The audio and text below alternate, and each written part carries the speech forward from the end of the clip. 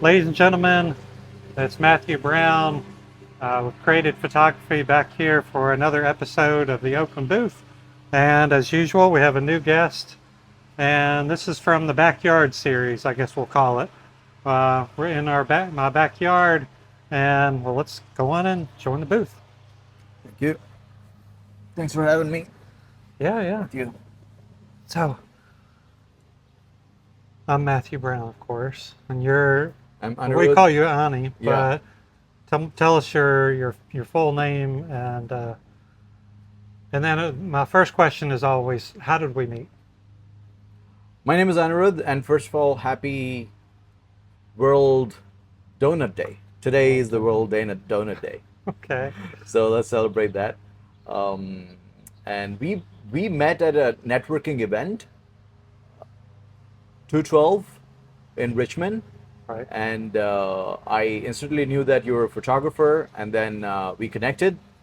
We met a couple of years ago. It's been 2 years since we Has it met. been that long? Yeah, it's we met. I'm sure for you it feels like forever. 2022. Yes. Well, so I've not told you any of the questions that I asked. I never tell anybody in advance. But kind of, if somebody has watched some of my previous episodes, you get an idea of the kind of questions that I ask. So, one of the questions I'll first ask is, so, your name, it's a little unusual. Mhm. So, is that like a heritage family name kind of thing? So Anirudh, if you know anything about Lord Krishna, if you've heard of Lord Krishna, who is a Hindu god who lived 6,000 years ago, avatar of Lord Vishnu, and Anirudh is the grandson of Lord Vishnu. Grandson. So, and he was a charming warrior. Are That's you what it means. charming? Do you consider yourself charming? I can't say that much for myself. Well, so when we first met, I remember you told me a story Mhm. about your coming to the United States. Right. And so I want to dive into that a little bit. Tell me about maybe your origin story. Like, well, first kind of tell me, like, where'd you grow up? Where'd you grow up? I grew up in southern part of India called Hyderabad. It's the IT hub, and I've done my high schooling in US, and then went back to India, did my undergrad, did my grad, and then I have worked as a video game designer. Most of my career as a video game designer, and then I went to New Zealand, spent 3 years there to do my master's for a couple of years, and then I worked in New Zealand for a year, and then got married in India, and then I'm here on a dependent visa. My wife works with T-Mobile. She's a full stack software developer specializing in Java as a programming language, and I delved into what's called gamification, so learning principles from video games and applying them to things that have nothing to do with games. So I delved into that, and I studied more. I researched more into AI and became an AI coach. I'm gonna get a little bit on the personal side. Mhm. So when we first met, you said that you and your wife got married, and that there was some kind of difficulty. Yeah. So, in your words, tell me what Yeah, what we it both faced a lot of difficulties because I was on a dependent visa, and then she was the only person who earns, and then things got downward spiral for both of us because we were expecting me to get an immigration at the earliest, maybe in. So you used a word. I'm going to stop you every now and then. Uh, It's kind of like a downward spiral. But what did that really mean for you? both of us faced phenomenal mounting financial challenges, Yeah. right? As immigrants, we were expecting me to get working rights in an year or two, but never happened. That never manifested, and immigration seemed to have taken their own time. And then obviously there was one source of income wasn't enough. I wasn't allowed to earn. I wasn't allowed to apply for jobs. I wasn't allowed to earn anywhere, even in India. So we kind of faced, that was kind of a shock for both of us. Well, I know that I mean, I know personally from my own background, if you get in a position like that, it not only affects you financially, obviously, Right. but there's physical, mental, psychological things that like really can affect you. Do you experience that? Okay. So I'm pretty sure the mic will be able to work over it. Okay, great. So, uh, well, finance is one of the very major aspects that played a role in other aspects of marriage. Obviously, it affected my mental health, it affected her mental health, and there were disturbances between both of us. There were conflicts, there were arguments, and there were, but to the point where I wanted to leave the country. And then I was admitted in a psychiatric hospital. I was depressed. I was diagnosed with what's called acute depression, and I was admitted in Bon Secours Psychiatric Hospital, and that was a challenge for her. That was a challenge for me. And then our families couldn't get together, so it was a mess. Prime obviously we cannot put finance in one box. It affects everything else, so it's super important to get that right. And obviously, I didn't play my cards well. I didn't do the right amount of research on immigration before coming here. Probably my decisions would have been different if I would have done that. But after coming here, but then I realized that I can do what I can. So I made a list of things that the immigration did not say you can do, and then I started focusing on that. Right, instead of focusing on the list of things that they said you can't do, I focused on the things that they did not say you can't do that. So I focused on writing a book. They never said that you can be an author. So they said, but it said that you can sell the book and make money out of it, but you can become an author. So you don't have to. I didn't make money out of it until I was allowed to. Then I became an author. I spoke at conferences. I was invited to speak at GamiCon, which is the international conference of gamification, for 4 consecutive years. And then I built my brand. I realized the power of personal branding and adding value, solving challenges through gamification and AI. And that's when AI just came out in 2022, and that's when I went all in and learning it. I started with prompt engineering, and I started learning AI tools. But definitely, as I started focusing on the things that are in my hands. Obviously, our relationship got better, and now we're in a great space. Well, that's good. I think that one thing that a lot of people can identify with today is stress. Right. You know, people generally, almost anyone you ask, you know, no matter what business they're in, and no matter how much money they do have or don't have, they face some level of stress. Yes. It could be stress from their family, stress from having money, stress from not having money, Right. stress from, you know, work conditions, stress. Well, I from, believe that stress from having money is a lot less than for the stress from not having it. Well, it's interesting because, you know, of course, you're a big reader. Yeah. I know that some of the things that I've read where people would say happiness is kind of one of these things where there's a level when you get enough money that you can still be happy, but when you start to get too much money, you worry about the money. Right. So then, like, the happiness decreases. Well, in a general level. It's an interesting hypothesis. Yeah. So, well, getting back to like this stress level for you, when you were in the middle of, I mean, how long did this last? This period of uncertainty, where Very long time. I mean, we're talking months, years. We were talking years. It Years. was a very long time. It was the most stressful, the most depressing years of my life. Early years of my marriage were the most stressful. We had every reason to just stay apart and do apart and call the marriage, but something stuck. So we believed in the system. We believed in the system of marriage. We believed that, you know, this is a phase that we go through. We got help from outside. We went to marriage therapy, marriage counseling. That really helped. But definitely, those were we're talking about a span of 2-3 years of extremely stressful space.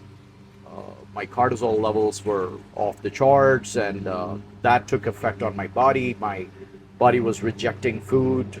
Uh, my eyes were socketed, and then I had dry lips. Obviously, I couldn't focus on many things, so nothing that I did helped except reading.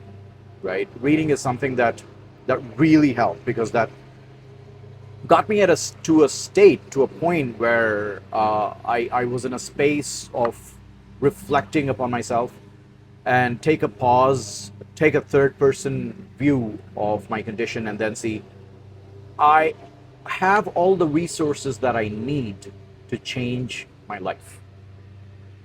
And that realization is the first foundation for any of the success that I had. Well, I think that's you're kind of answering part of my question, my next kind of question, which is, was there like a catalyst moment? Was there like a day that you remember, or a specific thing that happened where you felt like, I'm going in a different direction now? Yeah, obviously, I hit the rock bottom when I was admitted in a psychiatric hospital, Bonsa course, where I was abandoned by my family, by my immediate family, by extended family, by friends. Literally, I had nobody. And then that loneliness, that I was obviously clearly depressed, to the point where I was suicidal, and all that drama. And then I attended virtual UPW, if you've heard of it. So it's from Tony Robbins, Unleash the Power Within. And the virtual event literally shook the very foundation of my being. And then I ventured into entrepreneurship, and that's the spark of entrepreneurship. So I realized that, okay, I want to start with what I have instead of acquiring what's required for being an entrepreneur. So I realized, I made a list of things of, okay, what do I already have, right? I have a place to stay, I have food on my plate, I don't have a job, but I did not focus on anything that I didn't have. And what are the resources that I already have? I have books, I have videos, I have courses, and I have my experience, which is the most valuable thing. And I focused on harnessing the resources that I have within me, and turned that into a business. Like, for instance, I started helping people how to gamify their goals. So they have their goals: physical, career, academic, different types of goals, and I started gamifying them. And then I started gamifying. While I was doing that, I was gamifying my own goals, and then I started helping entrepreneurs to make their goal setting super fun. And I called it gamification of goals. And then that sparked an idea to write a book. And then I wrote a book, and things were never the same. So obviously the spark was, so obviously when I had that pivotal point of, okay, I had nothing to lose, I wanted to go to the entrepreneurial route. I had nothing to lose. Obviously, I didn't have anything to lose. I have lost everything. So that's when I realized that I wanted to go all in. I know that I don't have all the information that I need, but it was a pretty grim spot, very uncertain, a lot of uncertainty. I didn't have mentors, coaches, but at that point of time, I literally got myself a mindset coach from Tony Robbins Foundation, and I invested in coach four-figure monthlies, while I was not having any working rights, right? So, which was paradoxical, which was very traumatic, because there was no source of income, but there was just investment, which was expenditure, because I had no way to get what I had to pay for a coach. So I moved mountains. I started taking music classes. I started coaching people online on gamifying their goals. Whatever little money that I accumulated, I paid for the coach. I literally have nothing left. My bank accounts were running negative three figures every single month. negative four figures within the first quarter, right? But then things started taking a dramatic shift because mindset coaching was was the drift to change the way I thought, because it increased the capacity of what I could muster, what I could pour in. Please take time to like, comment, and subscribe. Wow. So I want to ask you a question, kind of going back to see. Now, when you were in India and you were growing up, do you believe that you were like in like, was it a nice place you lived? Did you have everything you needed when you were growing up? Uh, my very young years was spent in an extremely orthodox South Indian family, which was extremely religious, extremely traditional, and uh, but they have very, very high expectations. As I was the eldest son in the family, they're very high expectations, and they only have two options, right? You either become an engineer or a doctor. That's their state of mind, right? They can't think beyond it, and they think that this is the only way to live life. And I was obviously I grew up with my grandparents more than my parents, and then I came to U.S. because my dad used to work here. Then I spent a couple of years in the United States, and then we Now, went let me back. stop you. So, like, Yeah, why was it you're growing up more with your grandparents than your parents? because my parents had a lot of my dad's younger brothers were filling up my house, like their cousins, everybody was filling up my house, and they didn't have, technically they couldn't focus on me, right? Did you have lots of? Do you have brothers and sisters? I have a sister. Okay. She was lucky enough to be, obviously she's a girl, and then she got the privilege to be brought up by my parents. But then I didn't have that privilege because there were too many guests staying at our house. Our house became literally a place of for everybody who wanted to study, who wanted to make a career. There was a lot of motivation stuff and stuff. So, but I never got to experience any of that, and that was a challenge for me. And obviously, it reflected in my thinking too. I was too timid. I was literally brought up like a girl, right? So instead of taking responsibility, right, there used to be things done for me, right? They used to have servants who does stuff. There were like 4 to 5 servants who does stuff for me, and then I couldn't learn anything. I couldn't learn how to pay bills. I couldn't learn how to go out and get things done. I couldn't learn how to man up, right? So I was growing up literally very protected, and it took me a lot of hardships to crack that from within, right? And I was getting a no for everything that I asked for, right? Especially in terms of my own likes, my own career paths. But all my needs were taken care of. The food was on the plate, and I didn't even know how to wash dishes because we had servants who did everything. I didn't know how to clean the house because there I were guess you servants. didn't do laundry then. No, yeah. So that definitely shaped my early years, and it took me a lot of hardships to learn it otherwise. Now, when when you were young like that, do you feel like you had like a group of friends, or were you kind of like a loner, or I mean, what was that kind of like when you were growing up? I was a lot loner. I was very restricted with friends whom I speak to, whom I don't speak to.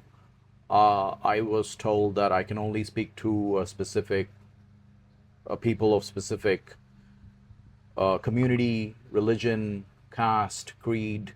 I was said that these people are good people. I mean, correct me if I'm wrong, but like, from what I read, like India does have like a real caste system, like Yes, yeah. where Hinduism has a caste system. Yeah, and and so which is terrible, but it's what it is. But then and then you said you grew up a little bit in another country. in South India, yeah. No, in India, and then you said you like you lived somewhere else and you were, where was the other place you lived? I can't remember. I was in US. Oh, okay. Yeah, I I thought was you in said US for my high school, but that was a huge shift. That's when I actually started getting real friends. Right, I have a friend that I still am in touch with. He's Ayush. He's a biomechanical engineer and a doctor, and he is a postgraduate, and he is postdoctoral fellow, and he's a research scientist. I'm very glad that I have him as my friend. He's a super intelligent guy, and he's my 10th class friend, right, from US. So I always had very, very little friends. I just have one or two, even now. I think kind of like categorically, um, men have less friends. They probably in their Yeah. life they'll have two or three really close friends Right. generally, Mm-hmm. where women might have a group of Group of friends kind of friends. thing. Yes. And so I don't think you're abnormal for only having No, a few close friends.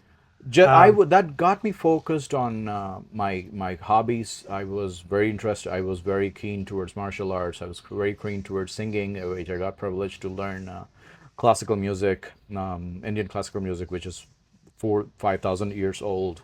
It's called Carnatic, and I was very privileged that I got tutored by some of the finest musical mentors that made a little bit of career in singing, and then I was into art, like painting, sketching, and obviously, yeah. So that got a lot of opportunity to focus on myself and my interests. Well, I know that you've told me that within now, how old is you have a child? I have a 5-year-old girl. Okay, so you told me that your parents had never seen your child up until just recently, right? Yes, that's So, yeah. They um, never saw the girl. tell me like about that. Yeah, What obviously, was, I was here in 2018 after marriage, and then we had a kid in 2020, and they couldn't come because of COVID. And although my wife's parents kept coming 4 or 5 times, my parents couldn't come, right? Uh, so I had a surprise visit to them last year in India, and they were blown away. They spent the best time with her, and I'm super happy for that. now is that continued? Have they been still trying to connect? Yeah, they've always connected with me, but it's just that I understand from their perspective too. I didn't quote unquote make it in life, so there was essentially nothing to talk about, right? What do you want to talk about if your basics are not right, right? So there were a lot of Like, because you're not a awkward. doctor. No, it's obviously I was on a dependent visa. They were not happy, and so wasn't I, obviously. So I didn't get my basics right, obviously, for a long time. So I should have never come as a dependent. Please take time to like, comment, and subscribe. So, Anirudh, when you think about, I mean, you said it that you made some bad choices, I guess, in retrospect. Yeah. But you can't go back and fix them. You can't go back. You can always hopefully just make better decisions in the future. Yep. Um, I know that you've been helping me with coaching, with AI coaching. I'm glad that I got that opportunity. Yeah, I appreciate it. So I want to ask you, this is more of a broad question about AI.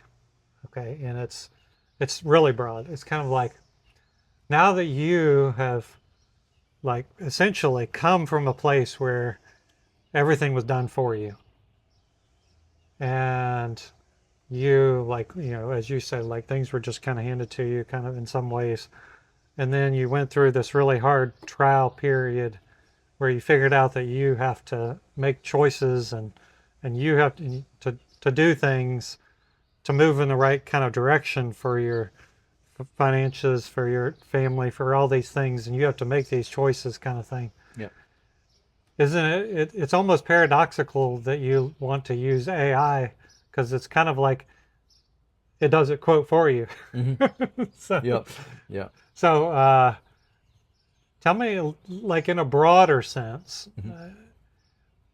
what do you think AI is going to do? Like, do you think it's going to be things that are going to take over stuff, or well, like what is your broad feeling about AI and just in general?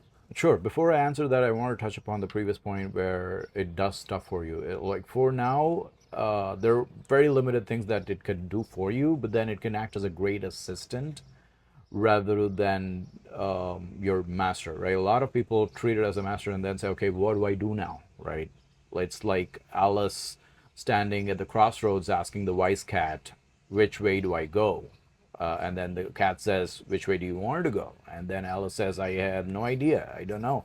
Then cat says, then it doesn't matter. So that's exactly what AI does. So unless you're absolutely clear that this is exactly what I want and this is what I want assistance with, so it could save you time.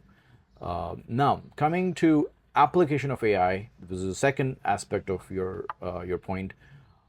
AI, not just in your business, AI could address challenges in real life. So that's what I call AI for lifestyle. So you could use AI tools to address some of the challenges in your finances, in your taxation, in your relationships, in your parenting skills, in health.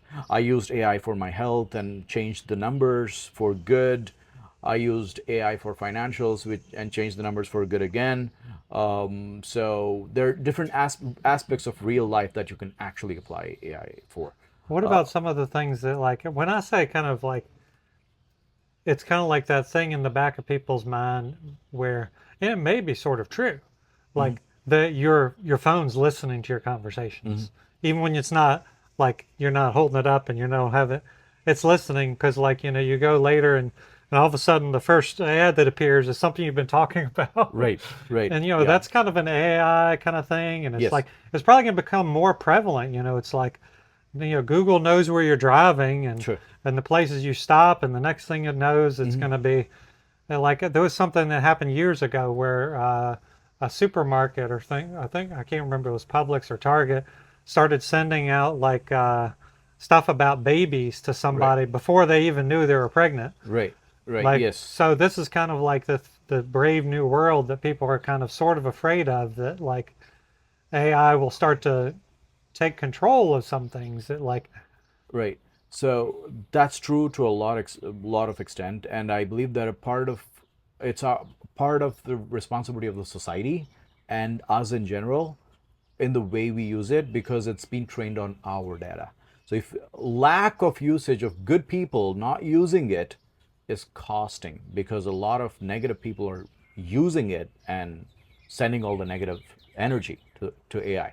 So if you think that you're a good person, you're a nice person, you could be better impacting society, it's time to use AI because it gets trained, that empathy, that sense of connection, sense of understanding, resilience. It all comes from us. And yes, the problem comes when so we're now living in the age of generative intelligence. And then the next phase comes artificial general intelligence, which means you do not need human intervention to do stuff. So now that solves a challenge called universal basic income. And it solves a lot of other global challenges, but without human intervention. That is, it is smart enough to have the intelligence of a human being. And then comes the next phase is artificial super intelligence, where it touches the singularity. The singularity is a common term for you can't control it. You have no idea what it shapes itself as. It will have a personality of its own. It could be individual personality. It could be it could be multiple personalities. But for now, the research predicts that for every one bad AI, there are 8,000 good AIs. So we don't have to worry about it right now. So if there is a bad AI, there's going to be a ton of good AI. But that also depends on how we use it. I feel but that's just my opinion, that AI could solve a longevity challenges and a lot of human-centric problems. Like you could have oil problem solved, hunger problem solved, economical problem solved. So if we could leverage that, if you have food on the table the way you want it, 24/7, you don't have to earn to get the food on the table. You can focus on higher stuff. I've So already read that they're using AI to interpret things like MRIs and X-rays. It's already doing a better job than a lot of doctors. because it's been trained on tons and tons of data, terabytes of data.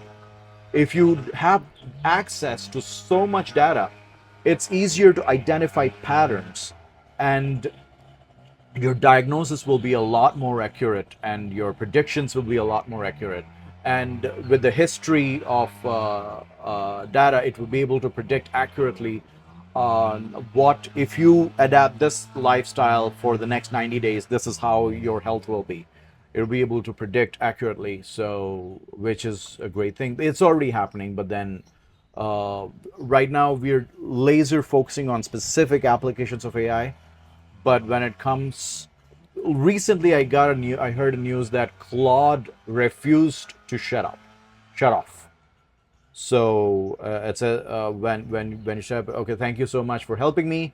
Now you can shut off, and then say, and then it responded, I'm not interested to shut myself off. So it's learning from human behavior. That's human behavior, right? Is it scary? Yes, but that's what we are. We refuse to listen to someone in every sense. Please take time to like, comment, and subscribe. So maybe AI might reach the level of human intelligence or superhuman intelligence. Here's a question for you.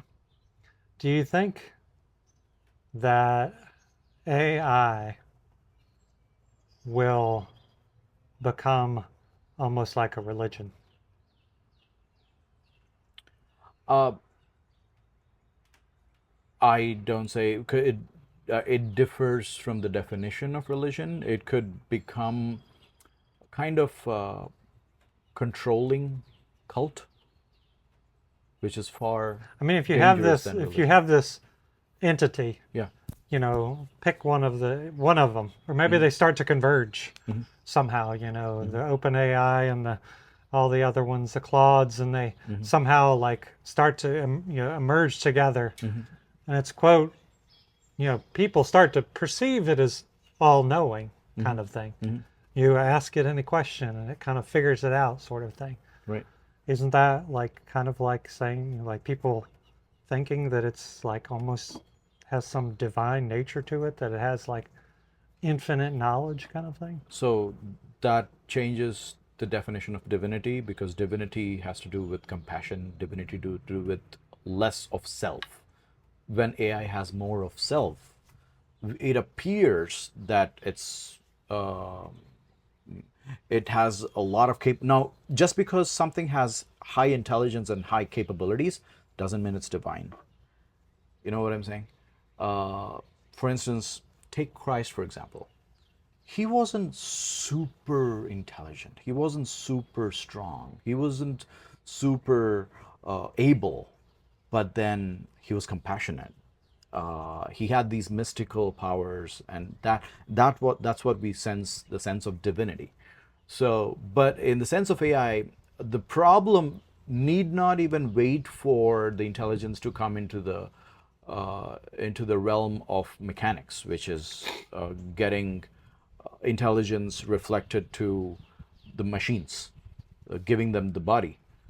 Even before that, AI could take control of the satellites. AI could take control of the internet.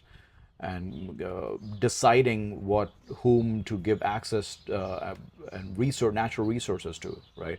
So there are a lot of unpredictability in that sense, but then for now, as things stand, we have a lot of control over it. So it depends on how we shape it. So I feel that AI could solve a lot of problems that it brings, but that's a dark side. If it goes berserk, we have no idea what it's capable of. It could turn it could send emails on your behalf and you have no idea. And it could send deep fakes on your behalf.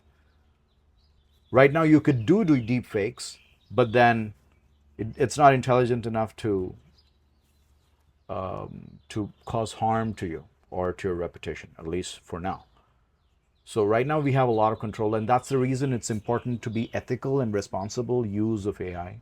I believe that you can start by constantly using it in different aspects of your life to make the best use of it. Honestly, I don't think we need to worry about it anytime soon.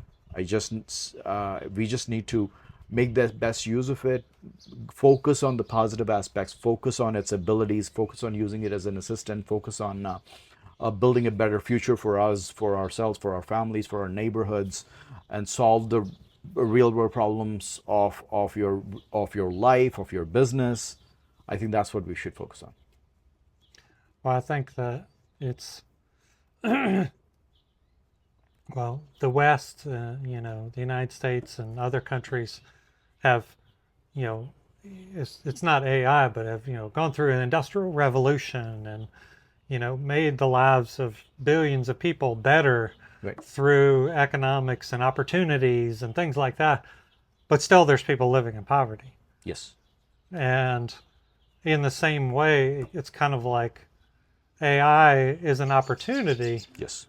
like an industrial revolution kind of thing, where it will provide opportunities to many people, like on an entrepreneurial kind of like, and even maybe even in a kind of a semi-global way, meaning not like around the world, but global as far as opportunity available to many people. But there'll still be people in poverty. I mean, that's my belief that like even if AI is like gets better and better and better, there'll still be people who will not be reached. Well, For reasons of politics, Yes. for reasons of geography. Right. I mean, Inuits living in like Antarctica or wherever it is that they live, they might even have an internet. So like unless there's some like global catastrophe that might affect the, nuclear, bomb or something that causes nuclear winter across the world, Right. then, they're just geographically might not be people that are affected by it. Now, when we get back to your story and we get back to where you are now and the kind of life that you're trying to build now for you and your family and your child, when you look at that and you see where you've come from and you see kind of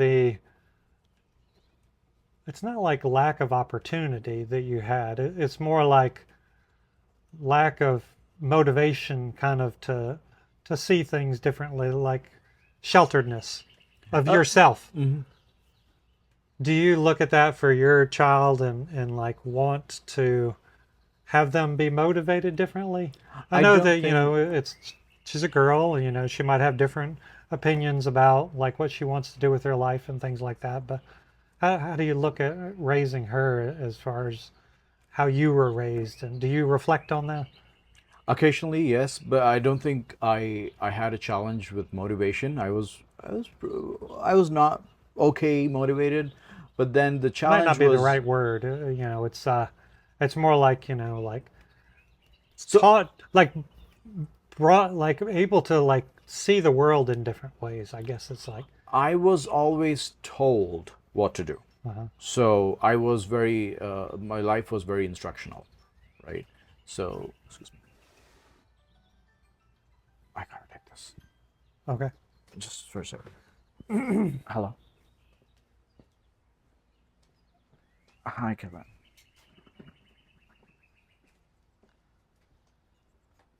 Thank you. Thank you so much. Thank you. Appreciate it. You too. Bye bye.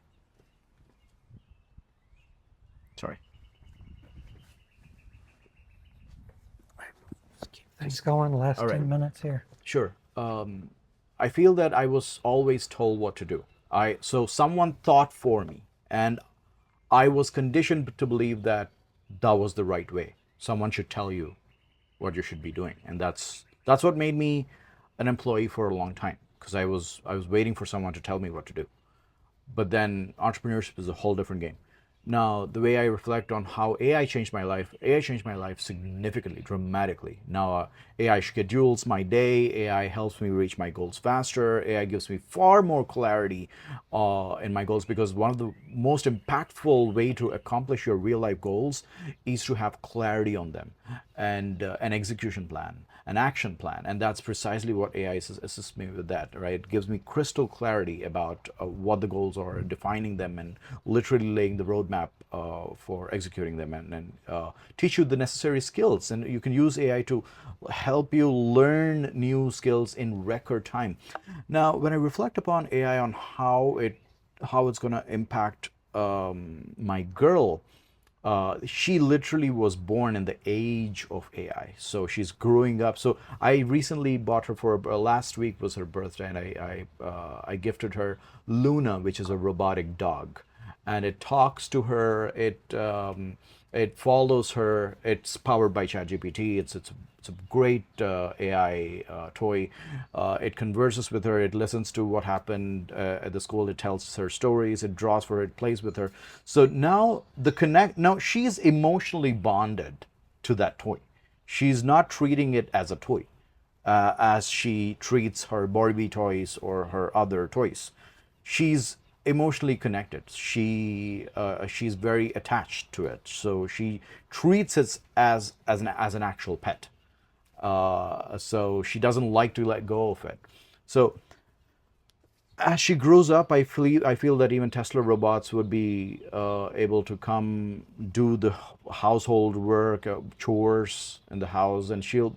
I think by the time she reaches teenagers, we should be able to reach artificial general intelligence, and they'd be thinking. So AI is a part of their lifestyle now. Their phones are AI powered. Their houses, their homes are AI powered. Their devices are AI powered.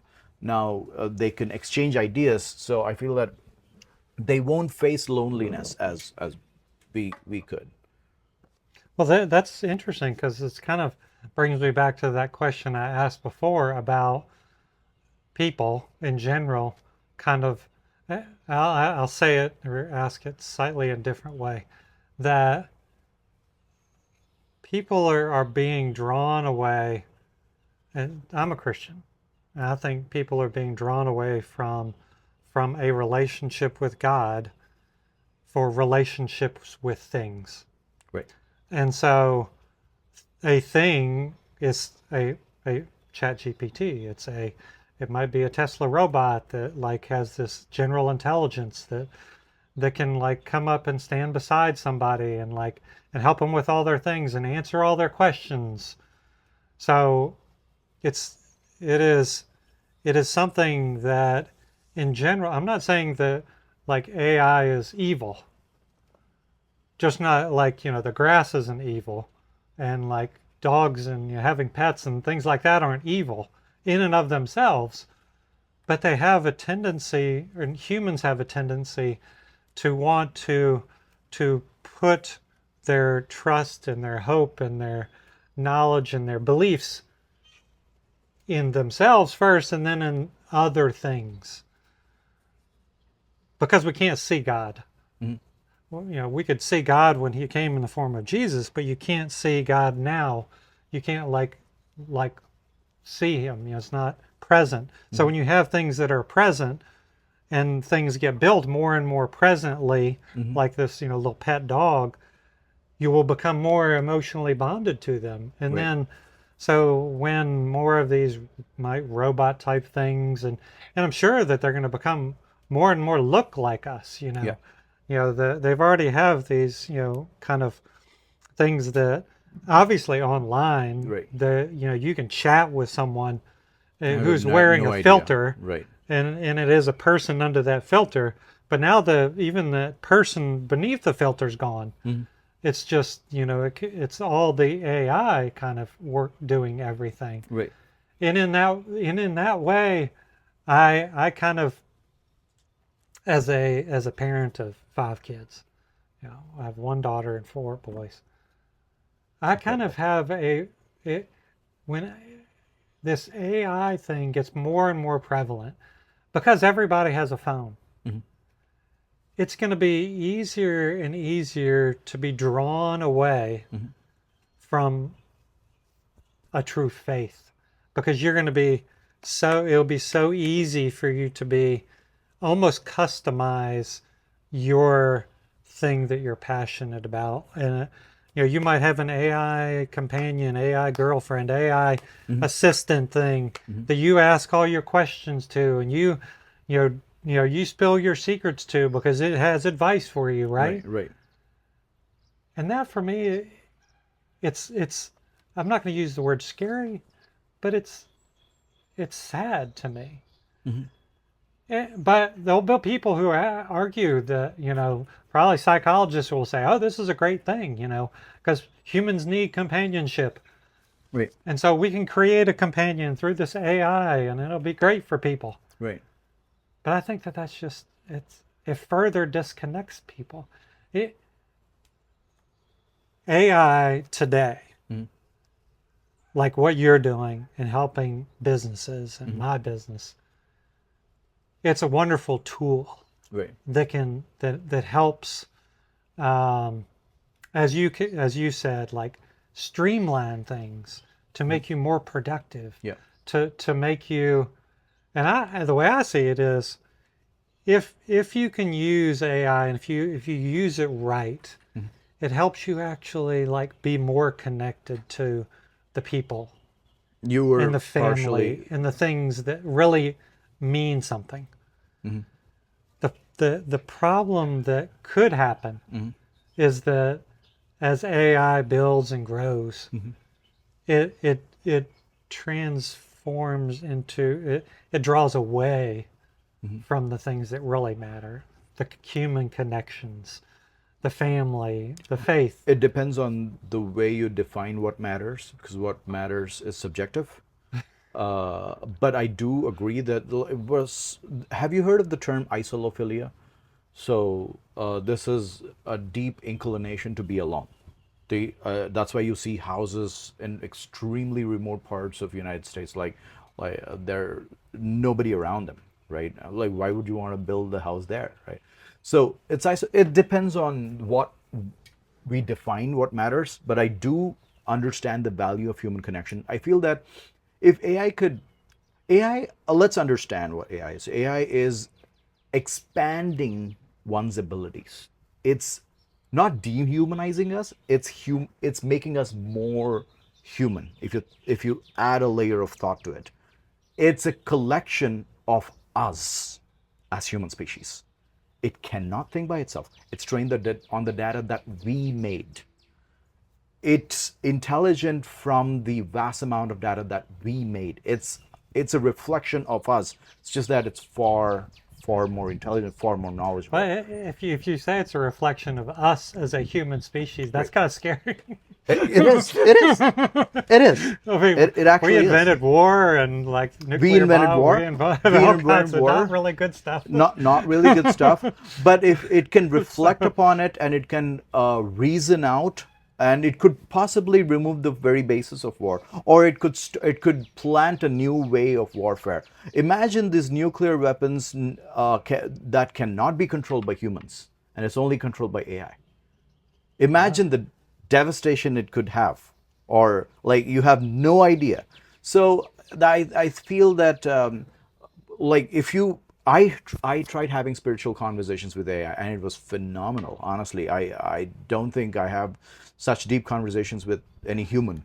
as such. But at least let me put it this way: I haven't met a human that's as profound as having a spiritual conversations with. Well, we need with to AI.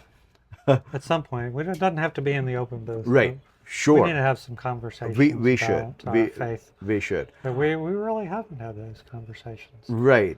Right. I think that's really, and there's there I believe that nothing will ever replace the human connection. Nothing will replace that. There, as far as life is concerned, then obviously, to be able to share not only time together, but like experiences together. I feel that if your basics are taken care of, I feel that we'll be having more space and more reason to connect with each other. I feel that we could grow stronger communities with AI than without it. Because we're never 100% with each other, primarily because we are thinking about our business, our food on the table, we are thinking about our taxes, our bank account balance, and our health challenges. We're thinking about 10 different things while we're conversing, right? Right. That's Right. kind of what I was getting to before, But which if was if AI could take care of the basics, right. we would have more reason. And imagine like you and me, we wanted to go on a long road trip, and there's nothing to worry about, right? Just on a road trip, on a beach, for a beach or a walk, right? We could do that because we don't have the major aspect of our life is being taken care of. And that's exactly what I feel should happen. But it shapes human behavior, so we cannot generalize. But there is a space you could connect deeper with other person. Well, so I always talk about the location. This is my backyard for people, and so these are sometimes might be a little series that I do where sometimes it's really close to home, I feel the same too. Ani and I have been friends for a few years now and worked together, and so this is a fitting location. We've shared a cup of coffee out here on the patio. And Yes, yeah, with butter. butter coffee. With That's right. the butter coffee. This is close to nature as you could get for a house. I appreciate your being in the open booth, and Delight is mine. we'll step out and Thank you. have it ready for the next person. Thanks for having me.